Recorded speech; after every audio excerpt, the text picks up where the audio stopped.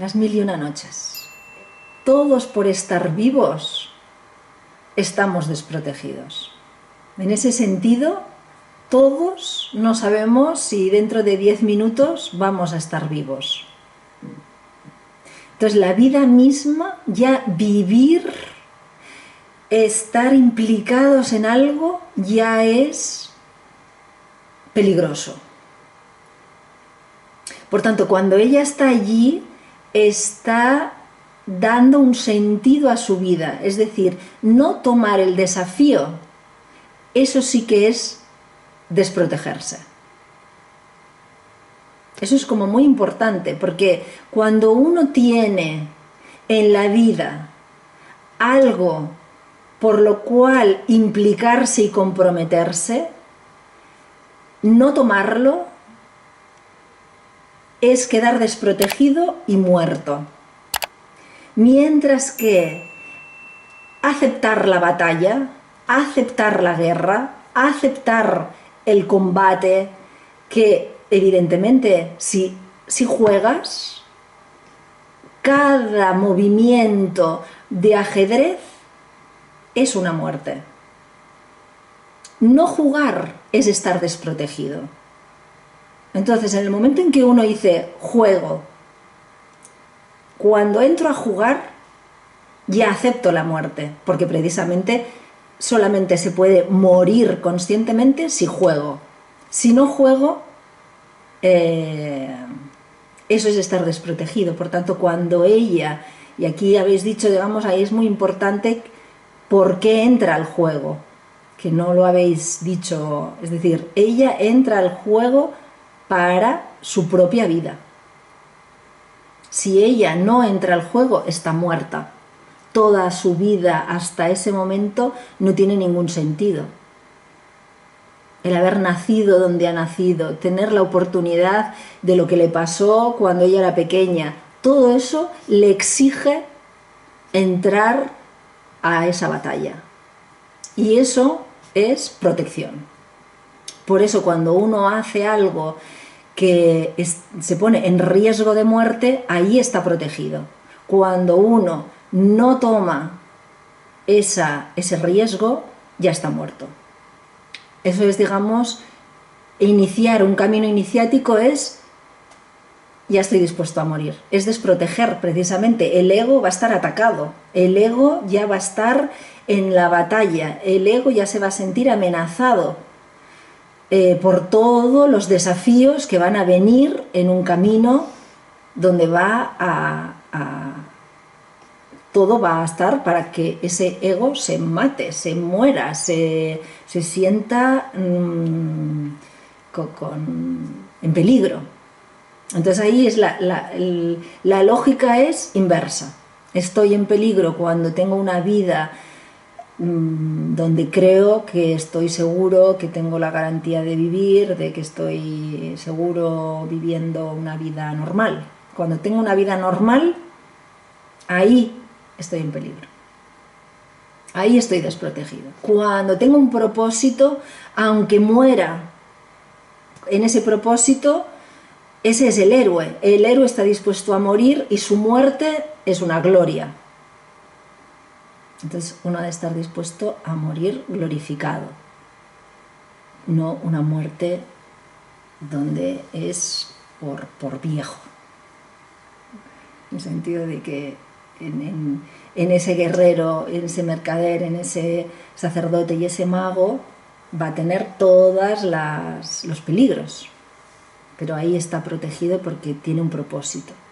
Es como decir en el bardo, si tomáramos el aspecto más bucólico, más mítico, es como decir, si alguien te recibe al otro lado y te has muerto de viejo sin haber tomado ningún peligro, ¿qué haces con esa persona?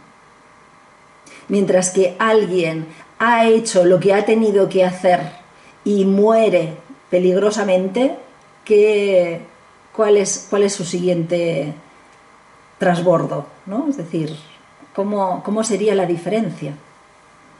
Por eso, si uno tiene propósito, está protegido, porque pase lo que pase en esta o en cualquier dimensión, va a tener un futuro distinto. Tú ahora tomas el ego, él, ella, el propósito, y el cuentacuentos, la lógica. Es como decir, él sería ese ego, pero que muestra, él por ser él, muestra cómo ese potencial viene a la tierra, ese espíritu viene a la tierra y va a encontrar la corrupción femenina. Por tanto, ella es el propósito, pero ella representa, es decir, Sherezade representa a ese femenino funcional, pero porque muestra la diferencia de ese femenino perverso. Ese femenino perverso que empieza la película con la mujer del sabio y que le dice: poséeme mientras mi marido está durmiendo. ¿Sí? Ese es ese femenino que todo le vale, que no se puede uno fiar de ese femenino, que es traicionera, que está jugando a todas bandas, que quiere todo, que es una araña. Entonces, ese propósito, ese hombre, ese masculino, viene como espíritu y se encuentra todo este despeloteo de la existencia. Entonces es toda una confrontación, porque de algo que tiene que ser sagrado como ese masculino, encuentra que A es aquí cualquier cosa. Por tanto, ese masculino representa ese propósito atentado por la materia, por las infinitas posibilidades que ese significante, ese potencial que dice blanco, aquí blanco, verdad, mentira, un blanco disfrazado, un blanco marfil, que eso es femenino, experiencia. Por eso están enloquecido, lo femenino. Todas las mujeres están locas, la locura de lo femenino. No se entienden, no se puede confiar en ellas. No. Porque todo puede ser, todo parece una cosa, pero es otra, pero es así, pero es asá, pero... Porque precisamente estamos en esta tierra. Por tanto, el primer paso es como ese masculino propósito a una tierra que se corrompe con todas estas experiencias. Un primer paso. Ese masculino que viene con ese propósito luego se convierte en ese masculino perverso, que es el ego. Ese ego que queda enfuriasmado con la realidad. Temeroso porque lo que es puro en una instancia aquí es cualquier cosismo.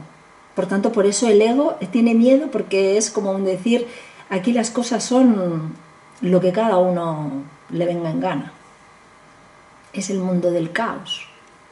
Y por tanto el ego podría ser representado por él, y ella y las otras mujeres representarían ese propósito, pero femenino, en cuanto a cómo puede ser la experiencia, lo femenino, pero legítimo, donde tengo que conectar con la lógica, que sería el cuentacuentos, que sería ese aspecto masculino funcional de la estrategia, de adelante, de cómo mercadeas, cómo le pones todo para generar esa magia. Es decir, un propósito. Pero ella tiene el propósito porque en su vida ha tenido la madre que se ha muerto, se ha hecho una mujer que no necesita. Cuando hablamos de esa huérfana donde tiene el padre, pero ese padre tiene miedo y ella toma más allá de los padres por ser diferente, como que ella está en ese andrógino donde por su condición ha tenido toda esa sensibilidad y toda esa nutrición para hacer frente a algo tan como su padre, de una cuestión de Estado, ¿no? Porque el padre es quien aconseja al sultán, es decir, es el visir, ¿no? Entonces, digamos, es la hija del visir, es decir, que sigue siguiendo el camino de su padre, de ser la consejera en algo que ese masculino dice es imposible, porque ese propósito, si lo quiero recto, es imposible. Pero si está curvado, y entonces ahí aparece Sherezade como el visir curva, femenino. Entra por otro lado. Por tanto, el ego ya no lo ve como una amenaza, sino que lo ve como un femenino, que se va a aprovechar de, pero ella sabe quién es. Por eso cuando ella dice, lo voy a hacer por mí. Y eso es muy importante, no lo hago por los otros, ni por él. Porque aunque después va a decir, él le dice, ¿por qué estás aquí? Y él dice, porque os amo, me necesitáis. Esa frase, que parece contradictorio cuando ella dice, porque me necesitáis, en realidad, ¿qué le está diciendo cuando dice, me necesitáis? Me necesitáis no porque tú me necesitas a mí, sino porque me necesitáis de hacer todo ese proceso de desconfiar con lo que tenemos que desconfiar y confiar de lo que tenemos que confiar. Me necesitáis para ver lo imposible, donde tienes razón que la traición existe.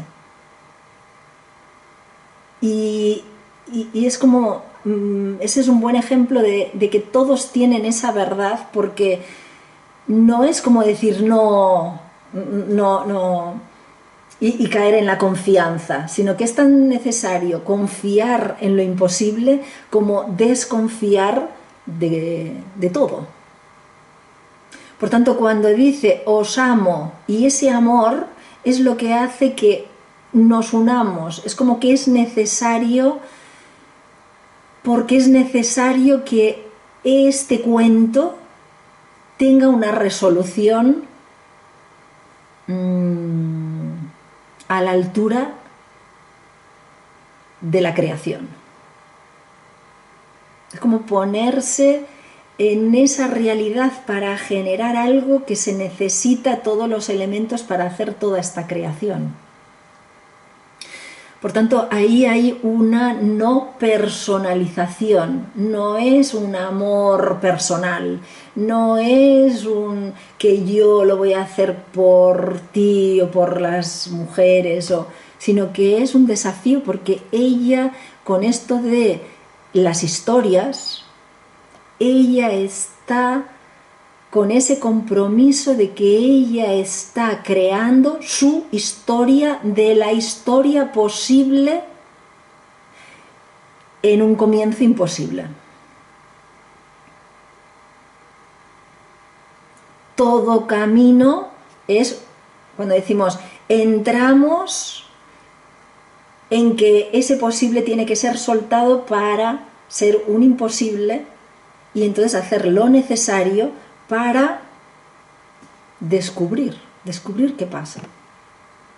Entonces se ve esa analogía tan grande con nosotros, de que cada noche nos puede matar el ego, o escuchamos a estamos conectados con esa noche donde hay las infinitas posibilidades para hacer el nuevo día. Las historias también son muy interesantes porque hay mucho ladrón. ¿Por qué? Porque hay Alibaba, que es un ladrón, Aladín es un ladrón. Todos empiezan por Alá. Todos empiezan porque Alá, que es ese sagrado, luego se corrompe, pero en esa corrupción de la materia hay distintas corrupciones. Por tanto, hay el ladrón con un nivel de conciencia y hay el ladrón con otro nivel de conciencia. ¿Por qué habla tanto de ladrones? Y entonces, ¿qué tenemos que ver? ¿Que nosotros somos ladrones? ¿Qué es un ladrón? Es el cuando uno recibe, si uno no hace un buen uso, es un ladrón. Un humano común es un ladrón. Cada uno de nosotros cuando no aprovecha el potencial es un ladrón porque toma un potencial que es de la existencia y lo malbarata. Lo pone en una condición de personal, que es un ladrón. Es yo tomo un potencial de otro sin hacer el proceso. ¿Qué es un humano común? Quiero que el otro esté bien. ¿Por qué? Porque quiero. ¿Hago todos los procesos para que el otro esté bien? No, quiero que el otro esté bien. Entonces, somos ladrones cuando estamos en ese resultado. Quiero ese resultado por arte de magia. Quiero que el otro me comprenda. Quiero que el otro me trate bien. Quiero que el otro... ¿Por qué? Pues porque sí, porque quiero la varita, quiero el genio, que el otro yo pido y se da. Claro, ¿qué es un ladrón? Un ladrón es el que roba una cartera con dinero dentro, ese dinero no, el otro lo ha hecho, es su día de trabajo, el otro lo ha hecho en 5 minutos, lo que el otro le ha costado un día. Entonces, cuando nosotros queremos, cuando nosotros reaccionamos y el otro decimos, es que tú puedes hacer esto así, es como, pues eso cuesta, es laborioso. Esta tierra es muy laborioso de crear algo. Entonces, cuando queremos las cosas rápido, cuando las cosas queremos que, eso, todas las cosas que queremos, así, pues queremos tomar ese potencial de una manera con la fantasía. Entonces, no ser ladrones implica hacer todo el proceso.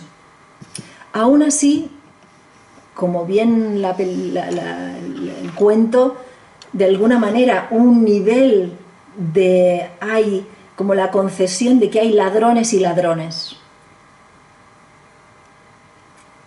Entonces, hay el ladrón que quiere el resultado, pero después, como Aladín o como Alibaba, se pone, digamos, a pensar, ¿no? Entonces lo quiere rápido, pero entonces de alguna manera estamos aquí ladrones de estos buenos que aunque queremos las cosas rápido, decimos, a ver, vamos a hacerlo, es decir, la vida nos da y con eso a ver cómo lo sostenemos legítimamente. Por eso ahí los ladrones primero hacen el primer movimiento de esa manera rápida y después entran a otro nivel de conciencia para hacer las cosas de otra manera. Por eso es tan importante cuando entre nosotros hay un culpable que podamos decir, ¿por qué esta persona ha perdido los nervios? ¿Esta persona solamente es la culpable y la matamos a ella? ¿O cada uno en un conflicto diría, yo tengo un tanto por ciento para que esta persona haya hecho esto, y la otra persona también, y también, y también? Y entonces le quitaríamos todo el drama de la culpabilidad de esa persona para hacernos reír de que la realidad la estamos co-creando todos. Por eso cuando decimos uno por hacer, otro por no hacer, otro por mirar a otra parte, el otro por... Todos somos responsables y al final es cuando decimos eso, si tuviéramos que matar al culpable, nos tendríamos que matar todos. De lo que pasa en el mundo, pasa esto. ¿Quién es el culpable? Todos. Por eso al final es como todos somos culpables, vamos a ir dejando la cabeza encima de los hombros y vamos a jugar. Porque si fuera por responsabilidades, pues sería como esto, ¿no? Es como decir, ¿qué responsabilidad hay para que haya pasado? Y al final el culpable es una espina, ¿no? De pescado. Entonces, cómo el humano genera ahí líos por algo que si reconociéramos, es decir, que todos los líos y todos los conflictos sería porque estamos vivos. Y estar vivo es peligroso. Pero esta peligrosidad es sagrada y maravillosa. Cuando habéis dicho esto del mito, más allá del mito está la plantilla de noche y día, de concreto y abstracto. Es como que ese completo, ese anhelo por completarnos es para que seamos los 4 cuadrantes. Cuando estamos en los 4 cuadrantes, entonces ya reconocemos la falta como parte de lo completo y de lo lleno y de lo vacío, donde lo vacío está lleno, lo lleno está vacío. Ese yin yang.